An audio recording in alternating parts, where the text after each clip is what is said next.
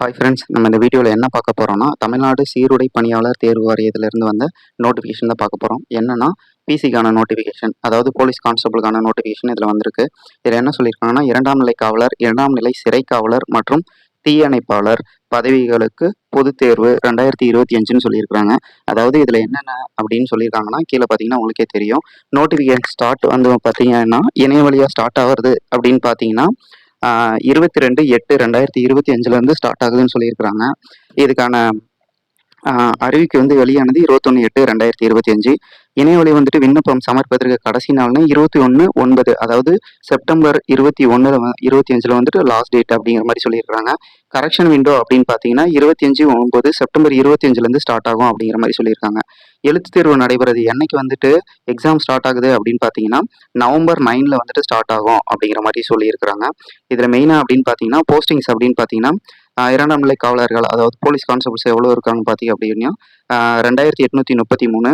அதே மாதிரியே சிறைத்துறையிலன்னு பார்த்தீங்கன்னா எவ்வளோனா 180 போஸ்டிங்ஸு மென் அண்ட் விமன் இருக்குது. இதே வந்துட்டு தீயணைப்பு மீட்பு பணிகளில் பார்த்தீங்க அப்படின்னா 631 போஸ்டிங்ஸ் இருக்கிறதா சொல்லிடுறாங்க. ஆக்சுவலாக கால்குலேட் பண்ணிங்கன்னா 3600 கிட்டே வருது.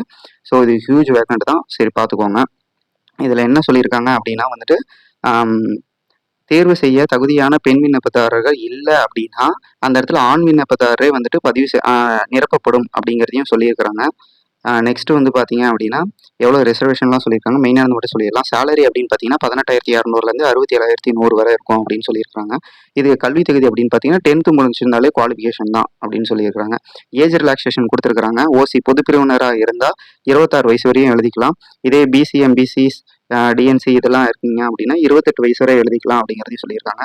எஸ்சி எஸ்டிஸாக இருந்தீங்க அப்படின்னா 31 வயசு வரை எழுதிக்கலாம். இதே தேர்ட் ஜெண்டர்னால 31 வயசு, ஆதரவற்ற விதவையாக இருந்தால் 37 வயசு வரை எழுதிருக்கலாம். ராணுவத்தில் முன்னாடியே ரிட்டையர் ஆனவங்க இது மாதிரி இருக்கிறவங்களா இருந்தால் 47 வயசு வரை எழுதிக்கலாம் அப்படிங்கிற மாதிரி சொல்லியிருக்கிறாங்க. இதில் ஒவ்வொரு கேடருக்கும் ரிலாக்ஸேஷனும் கொடுத்துருக்குறாங்க. அதை நீங்கள் பார்த்து வச்சுக்கோங்க. அடுத்து நெக்ஸ்ட்டு மெயினானது மட்டும் நம்ம பார்ப்போம். ஏன்னா இது நோட்டிஃபிகேஷனே ரொம்ப பெருசாக இருக்குது. இது ஃபுல்லாக ரீட் பண்ணோம் அப்படின்னா 1 hour கிட்ட வீடியோவே போயிடும். ஸோ ஸ்போர்ட்ஸ் வெர்ஷனுக்கும் எவ்வளோ வந்துட்டு ரிலாக்ஸேஷன் அப்படிங்கிறத கொடுத்துருக்குறாங்க.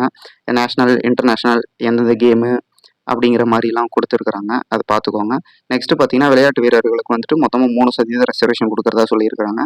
அதிகபட்சமாக அவங்களுக்கு 35 வயசு வரை இருக்கலாம் அப்படிங்கிற மாதிரியே சொல்லியிருக்கிறாங்க. நெக்ஸ்ட்டு இதில் பார்த்தீங்க அப்படின்னா வந்துட்டு பிஎஸ்டிஎம் கேண்டிடேட்டுக்கு வந்து 20% ரிசர்வேஷன் கொடுக்குறதா சொல்லியிருக்கிறாங்க. இதில் முன்னாள் இராணுவத்தினருக்கு 5% வந்துட்டு இடஒதுக்கீடு கொடுக்குறதா சொல்லியிருக்கிறாங்க. ஆதரவற்ற விதவைக்கு வந்துட்டு 3% ரிசர்வேஷன் கொடுக்குறதா சொல்லியிருக்கிறாங்க. திருநங்கைகளுக்கும் வந்துட்டு அதில் ஸ்பெஷலாக வந்துட்டு சொல்லியிருக்கிறாங்க. அதை ஒரு தடவை ரீட் பண்ணிக்கோங்க. நம்ம இந்த ரொம்ப டைம் இல்லைங்கிறதால இது ஃபுல்லாகவே சொல்ல முடியல. இதோட ஃபுல் லிங்க் வந்து நம்ம ஃபுல் நோட்டிஃபிகேஷனே வந்துட்டு நம்மளோட டிஸ்கிரிப்ஷனில் வச்சுருக்கிறோம், பார்த்துக்கோங்க. இதே பதிவு விருப்ப முன்னுரிமை அப்படின்னு சொல்லியிருக்காங்க. என்னன்னு பார்த்தீங்கன்னா பெண் விருப்பதாரருக்கு வந்துட்டு எது இதில் வந்துட்டு அப்படிங்கிற மாதிரி கொடுத்துருக்காங்க. இதில் தீயணைப்பாளர் பதவிக்கு வந்துட்டு பெண்களுக்கு வந்துட்டு ஒதுக்கப்படலை அப்படிங்கிற மாதிரி சொல்லியிருக்காங்க. போஸ்ட் ப்ரிஃபரன்ஸே. நெக்ஸ்ட் இதில் பார்த்தீங்க அப்படின்னா தேர்வு செய்யும் முறையில் என்ன சொல்லியிருக்காங்க அப்படின்னா ஒன்றும் இல்லை, நார்மலாக வந்துட்டு தமிழ் தகுதி தேர்வு இருக்கும் அப்படிங்கிற மாதிரி சொல்லியிருக்காங்க. Eligibility test. அடுத்து வந்துட்டு முதன்மை தேர்வு இருக்கும் அப்படிங்கிற மாதிரி சொல்லியிருக்காங்க. இந்த 70 மார்க் தான் இதில் வந்துட்டு இம்பார்ட்டன்ட் அப்படிங்கிற மாதிரி சொல்லியிருக்காங்க. இந்த 70 மார்க் தான் உங்களோட பிளேஸ்மெண்ட்டுக்கு வந்து, அதாவது உங்கள் ரெக்குவயர்மெண்ட்டுக்கு எடுத்துப்பாங்க அப்படிங்கிற மாதிரி சொல்லியிருக்காங்க. சான்றிதழ் சரிபார்ப்பு, உடற்கூறு அளித்தல், உடல் உறுதி அளித்தல், இதெல்லாம் வந்துட்டு கிரேட் 1 மட்டும் தான் கொடுப்பாங்க அப்படிங்கிற மாதிரி சொல்லியிருக்காங்க. உடற்திறன் போட்டிகள் அப்படின்னு சொல்கிறாங்க. இதுக்கு 24 மார்க் கொடுக்குறாங்க.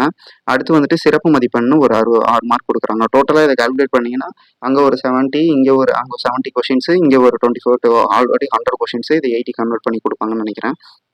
ஓகேங்களா. நெக்ஸ்ட் வந்துட்டு சிலபஸ் என்னென்ன அப்படிங்கிறதெல்லாம் கொடுத்துருக்குறாங்க. எப்படி எக்ஸாம்ஸ் இருக்கும் அப்படிங்கிற மாதிரியும் சொல்லியிருக்காங்க. மினிமம் பாஸ் மார்க் வந்துட்டு 32 மார்க் எடுக்கணும் அப்படிங்கிற மாதிரி சொல்லியிருக்காங்க. அதாவது 40% எடுக்கணும் அப்படின்னு சொல்லிட்டாங்க தமிழில். அதாவது எதுனா எலிஜிபிலிட்டி டெஸ்ட்டில். அடுத்து வந்துட்டு பொது அறிவில் பார்த்தீங்கன்னா 45 கொஷின்ஸும், உளவியல் சைக்காலஜிஸில் வந்துட்டு ஜிஎஸ்ல 45 கொஷின்ஸ், சைக்காலஜியில் 25 கொஷின்ஸ் வந்து சொல்லியிருக்காங்க. டோட்டலாக இது பார்த்தீங்க அப்படின்னா 70 கொஷின்ஸ் வந்துடும்.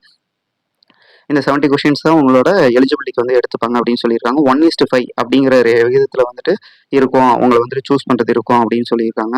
அதுக்கப்புறம் மெயினாக இதில் வந்து எல்லா எக்ஸாம்ஸ்க்கும் சொல்கிறதா சொல்லியிருக்காங்க. இம்பார்ட்டன்ட் அப்படின்னு பார்த்தீங்கன்னா ஒன்றும் இல்லை. இதே மென்ஸாக இருந்தால் வந்துட்டு 180 சென்டிமீட்டர்ஸ் இருக்கணும் அப்படிங்கிற மாதிரி ஜென்ரல் ஓபிசிக்கு உங்களுக்குலாம்.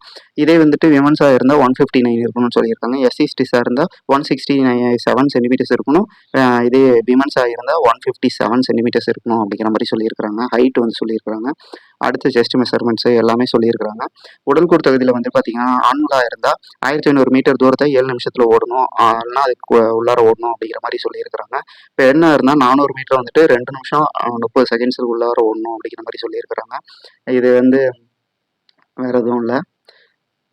நெக்ஸ்ட் வந்து பார்த்தீங்கன்னா ராணுவ வீரர்களுக்கான ரிலாக்ஸேஷன் இதெல்லாம் சொல்லியிருக்கிறாங்க. மெயினானதை மட்டும் பார்த்துப்போம், மீதி எல்லாம் ஒன்றும் இல்லை. கயிறு ஏறுதல், தாண்டுதல் இதெல்லாம் கொடுத்துருக்காங்க. லாங் ஜம்ப்பு, ரோ கிளைம்பிங்கு, அப்புறம் ரன்னிங்கு எல்லாம் எந்தெந்த டைமிங் என்னங்கிறதெல்லாம் கொடுத்துருக்காங்க. ஒரு தடவை நீங்களும் பார்த்துக்கோங்க. இதுதான் அதோடது. ஓகேங்களா. அடுத்து லாங் ஜம்ப்பு, அடுத்து ஷார்ட் புட்டு, ரன்னிங்ஸு இதோட மெஷர்மெண்ட்ஸ் எல்லாம் கொடுத்துருக்குறாங்க. ஒரு தடவை பார்த்துக்கோங்க. இது பெண்களுக்கு, இது பார்த்தீங்க அப்படின்னா ஆண்களுக்கு. ஓகேங்களா. இதை ஒரு தடவை பார்த்துக்கோங்க. நெக்ஸ்ட்டுன்னு பார்த்தீங்கன்னா இதில் மெயினானது என்னென்னா ஒவ்வொரு இதுவும் ரிசர்வேஷன் கேட்டகரிஸ் தான். யார் யாருக்கு எவ்வளோ எவ்வளோ பாஸ் மார்க்ஸு அதெல்லாம் கொடுத்துருக்குறாங்க. என்சிசியாக இருந்தால் எவ்வளோ, எல்லா இதுலேயும் ஸ்போர்ட்ஸில் எவ்வளோ இருந்தால் கொடுத்துருக்காங்க. இறுதி தற்காலிக தேர்வு பட்டியல் எப்படி வெளியிடப்படும் அப்படிங்கிறதையும் இதை ஃபுல்லாகவே கொடுத்துருக்குறாங்க. மெயினாக இதில் வந்துட்டு இவ்வளோ தான் வந்துட்டு மெயினான இம்பார்ட்டன்ஸு. தேர்வு கட்டணம் அப்படின்னு பார்த்தீங்கன்னா 250 ருபீஸ்னு சொல்லியிருக்கிறாங்க. நல்லா பார்த்துக்கோங்க. எப்படி பே பண்ணணும்னு சொல்லியிருக்கிறாங்க. மெயினாக இதில் வந்துட்டு உங்களுக்கு எல்லா வகையிலையும் பே பண்ணுறது கொடுத்துருந்தாலும் இங்கேயே அவங்களே சொல்லிட்டாங்க. ஒருங்கிணைந்த தரவு யூபிஐ விருப்பத்தினை தேர்வு செய்து தேர்வு கட்டணம் செலுத்த முற்றிலும் ஏதேனும் தடங்கள் ஏற்பட்டால் அதெல்லாம் நீங்களே பொறுப்புன்னு சொல்லிட்டாங்க. யூபிஐ இருக்குன்னு சொல்லிட்டாங்க, ஈஸியாக பே பண்ணிடலாம் நீங்கள், ஒன்றும் பிரச்சனை இல்லை. சரிங்களா. உடற்குழு தகுதிகளுக்குலாம் என்னென்ன அப்படின்னு சொல்லியிருக்காங்க. சீருடை பணியாளர் தேர்வு வாரியத்தில் தொடர்புக்கு அப்படின்னு போட்டு இந்த ஹெல்ப் டெஸ்க்கை வந்துட்டு கொடுத்துருக்காங்க. TNUSRV@nic.in அப்படிங்கிறத வந்துட்டு யூஸ் பண்ணிக்கலாம் அப்படிங்கிற மாதிரி சொல்லியிருக்காங்க. அப்படி இல்லைன்னா USRB91@gmail.com அப்படிங்கிறதையும் யூஸ் பண்ணிக்கலாம் அப்படிங்கிற மாதிரி சொல்லியிருக்காங்க. எழுத்தேர்வு மையம் இது மாதிரி தடை செய்யப்பட்ட எக்ஸாம்ஸில் என்னென்ன யூஸ் பண்ணணும் அப்படிங்கிறதெல்லாம் நம்ம பின்னாடி பார்த்துப்போம். இப்போதைக்கு நோட்டிஃபிகேஷன்ஸை மட்டும் பார்க்க ஆரம்பிப்போம். ஓகேங்களா. ஓகே, இதோட நோட்டிஃபிகேஷன் வந்து கம்ப்ளீட் ஆகுது. இதுக்கு அடுத்து வந்துட்டு என்னென்ன வச்சிருக்கணும், எப்படி இப்படிலாம் இருக்கணும், என்னென்ன சர்டிஃபிகேட்ஸ் என்னென்ன ஃபார்மட்ஸில் வேணும் அப்படிங்கிறத கீழே கொடுத்துருக்காங்க. ஓகே ஃப்ரெண்ட்ஸ், ஃபைனலாக இதில் என்னென்னா வந்துட்டு PC notification, police constable notification வந்துருச்சு. ஒவ்வொரு டேட்லையும் ரிலீஸ் பண்ணியிருக்காங்க. 3500க்கு மேலே வந்துட்டு வேகன்ட் இருக்குது. ஸோ மிஸ் பண்ணாமல் அப்ளை பண்ணிவிடுங்க. Thank you friends.